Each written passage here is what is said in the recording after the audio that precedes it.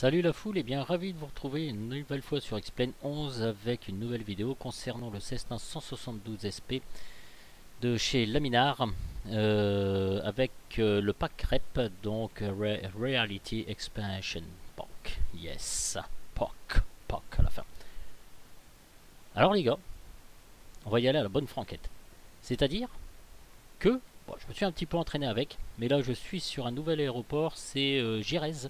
Enfin, Reces LEJR, Lima Echo Juliette Romeo. Voilà, donc c'est la première fois que j'essaie sur cet aéroport, donc il se trouve en Espagne, près de Cadix, je sais pas quoi. La belle de Cadix, la la la la la la la.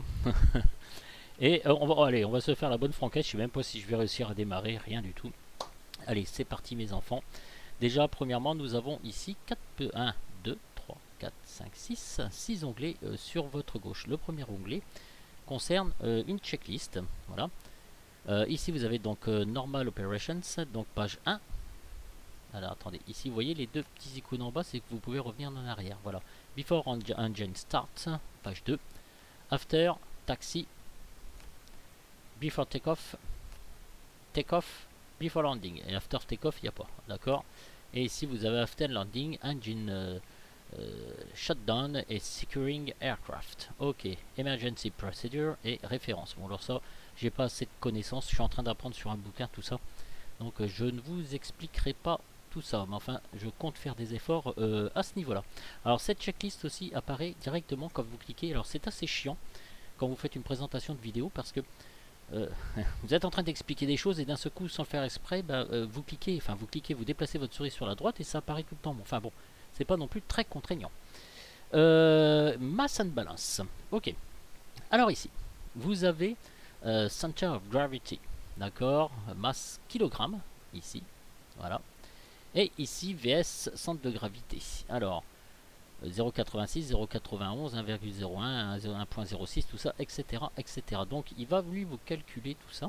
Si vous êtes dans la plage du constructeur, donc cette plage ici bleue, eh bien c'est tout bon. C'est-à-dire que votre centre de gravité, vous savez mieux que moi, se déplace sans arrêt dans un avion au fur et à mesure du vol. Pour ce faire, ici on a front row, ok. Donc ce sont des poids en kilogrammes. Vous pouvez changer les unités. Voilà, ici. Vous pouvez changer les unités. Use Imperial Units, c'est-à-dire que ça va être en livres ou enfin les unités anglaises très certainement. Ici vous avez plusieurs onglets que vous pouvez cocher.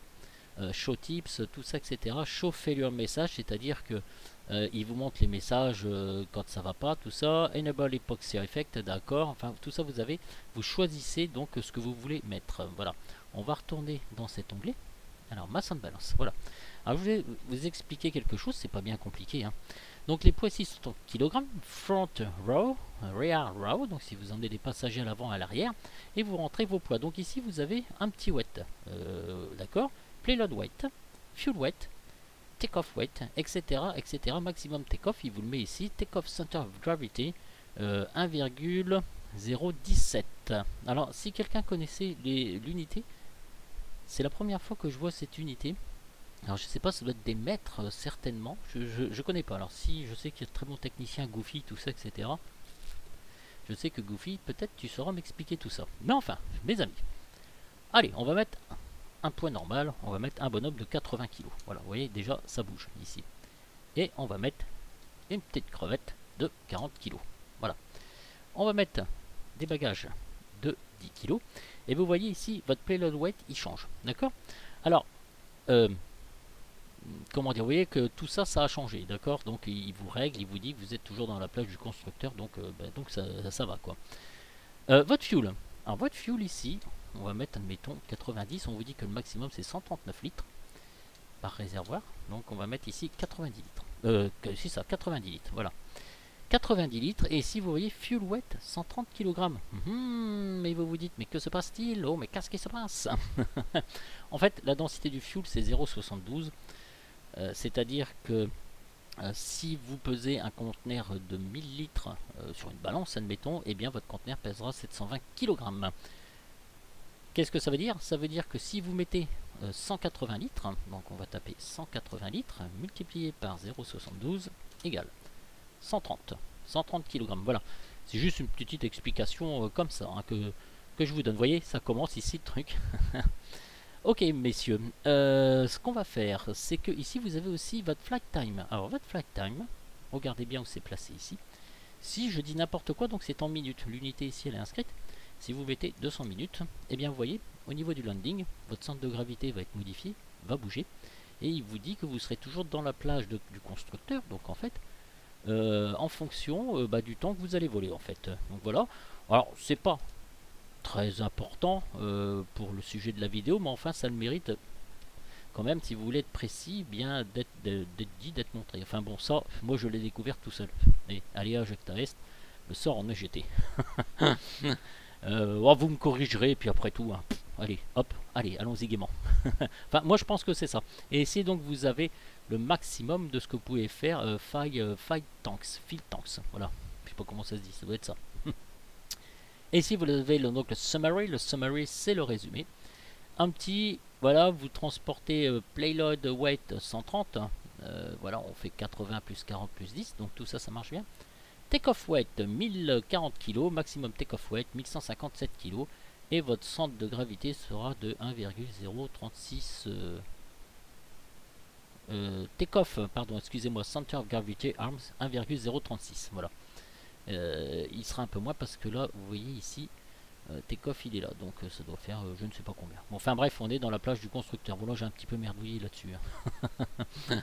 Voilà messieurs, ouais, à chaque fois ça apparaît ici. Alors les spécialistes, je sais qu'il y a de très bons pilotes en réalité sur le forum. Peut-être ils me corrigeront ou quoi que ce soit. Voilà, j'ai pas trop envie de dire n'importe quoi, ça je le découvre tout seul. Bien, cet onglet là, on va passer directement au niveau du TOW. Du TOW. Alors, on va voir ce qu'on va prendre parce que la piste 20, elle est là-bas.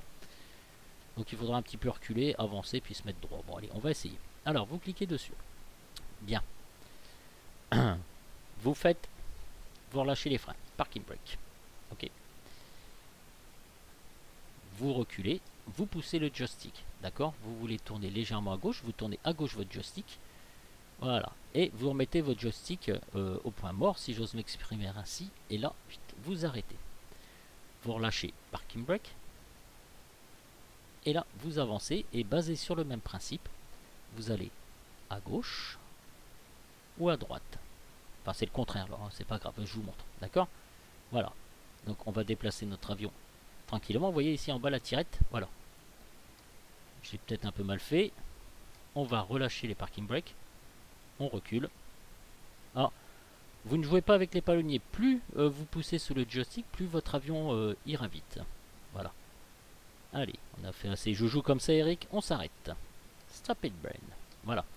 Et pour revenir normalement, vous recliquez ici sur tout. Voilà, donc vous revenez donc à l'intérieur de l'avion. Ici, vous avez l'onglet Walk Around. Bon, allez, allons-y. Alors voilà. Pilot Operating Handbook Aviable in the Airplane, ok, parking brake, set. Alors, parking brake, voilà, on va mettre un peu plus de son. Avionic Power Off, ici. Master Ignition Switch Off, ok, c'est bon. Master Switch On, ok. Fuel Quantity Indicators, Check Quantity, ok, donc c'est là. Flaps, Full Down. Voilà, ok, bon. Je remonte. Master Switch Off. Ok, donc on met sur Off. Ah, voyez, je vous l'ai dit, c'est quand même... Alors, est-ce que je peux déplacer ça? Oui, voilà, je peux le déplacer. On fait Next. Alors, ici... Alors, attendez. Fuel On Off Valve On. Ici. Fuel Selector Valve Off. On, pardon. Donc ici, juste en bas. De toute façon, on verra après. Static Pressure Alternate Valve Off. Ici. Trim Control Neutral. Neutral. Voilà. Ensuite, on fait Next. Bagage d'or. D'accord. Empennage. Cliquez ici. Voilà. Rudder. Comme ça, ça fait une petite révision sur les noms. Des fois, c'est pas toujours facile en anglais. Tie down. Oh, ça fait tie down. Remove. Ok, on l'a enlevé. Ok, next. Emergency local antenna. Donc l'antenne, d'accord. Ici. Right wing. Flaps. Voilà. Aileron. Check. On est toujours sur l'aile droite. Hein. Wing Tindon. Wing Tindon. Ah, et disconnect. D'accord. Ok, monsieur. Fuel quantity and color. Ok, donc c'est bon. Yes. Manual tire, donc les pneus, and wheel well, toggle shocks. Ok, voilà. Quantity and color, check. Ok. Proper spanner, check for security. Ok, ça marche. Induction air, alors right inlet, oui c'est ça. And ever air left inlet. Ok, toggle cover. Ok, donc on fait ça et voilà. Donc tout est parfait. Très bien. Wall color, nose wheel, d'accord, ok, bah c'est bon, tout est bien. Left fuel tank, ok. Left wing, ok. Pitot cover, c'est pareil, ça. La sonde pitot qui mesure pression dynamique et pression statique. Isn't it? Ok, donc left wing, on monte, voilà. Aileron, on check que tout fonctionne bien, très bien. Flaps. Idem. Manual tire and wheel well, ok, chocks, ça marche. Et voilà, nous revoilà passés à l'intérieur donc de l'avion. Voilà, on a tout vérifié. Et moi je vous dis, on vit une époque formidable. Alors ce qui est très intéressant, c'est ici, c'est cet onglet. Voilà, SimCoder, Aircraft Maintenance Division, Maintenance Report Form. Donc ici vous avez le nom du Cessna, tout ça, numéro de série, etc. etc. On vous dit ici, dans cette partie du milieu, donc cette partie gauche, on décrit tous les éléments. Cette partie du milieu, on vous donne le statut et les actions à effectuer, bah, si ça va pas. Voilà. Alors, cylinder, donc tout ça, je vous laisse lire. Tout ça, la compression. Et là, on a le choix de choisir notre huile. Alors, c'est vraiment ce que je vous montre. Si je décide d'utiliser l'huile ACE20, je fais Use. Ok, voilà. Et il vous dit que 50 heures before change. D'accord. Donc là, ici, Use, on va revenir sur la... sur l'huile d'origine. Le filtre c'est bon, la pompe à huile c'est ok, electric fuel pump ok, fuel filter clean ok, les bougies c'est bon, starter ok, pompe à vide ok. Allez, alors ici vous avez ce qu'on appelle engine tools, pre-heather ok, donc là il est fan, stop, et si on fait start, alors on va faire une petite vue de l'extérieur. Voilà. Et si vous voulez réchauffer le moteur plus vite, et bien vous faites engage ici. Voilà. C'était juste la chose que je voulais vous montrer en fait. Allez, on fait stop. Et c'est bon. Ok. On vous dit ici la batterie. Donc current charge. 239 watts. Dit maxi 246. D'accord. Donc plus vous allez rouler, tout ça, etc. Plus vous allez consommer à chaque fois que vous allez atterrir donc avec ce petit avion. Vous allez devoir la recharger. Donc voilà. Avionique, on vous dit que le GPS 1, GPS 2 c'est bon, ADF, pardon, Receiver 1 and Transporter ok. Donc tout est ok, c'est parfait mes amis. Landing Gear ok. Les pneus, ben, on vous dit que c'est bon. Et Braking System, on vous dit que c'est bon. On vous dit que les disques, tout ça c'est bon. Voilà, donc vous avez fait le tour de votre chouette avion, les petits gars. Et puis voilà, nous allons donc commencer la dite checklist pour démarrer l'avion. Voilà. Donc ça se fera en deux parties. Je vous retrouve dans très peu de temps. On a fait le tour de l'avion. On fait un petit tour comme ça, voilà. Donc tout est bien. Pour le démarrage de l'avion que je vais très certainement foirer. Je l'ai réussi une fois sur 10 et encore à le démarrer convenablement. Alors le dernier onglet c'est pas très intéressant. C'est si vous voulez le démarrer automatiquement. Voilà. Bon, c'est vraiment pas le but. Voilà messieurs. Alors peut-être vous allez me reprendre. C'est peut-être certainement sûr pour les plus puristes et ceux qui ont vraiment l'habitude. Je vous ai fait une petite présentation de l'ensemble de ce pack. Et bien maintenant nous allons essayer de démarrer le fameux moteur. Ça va pas être simple.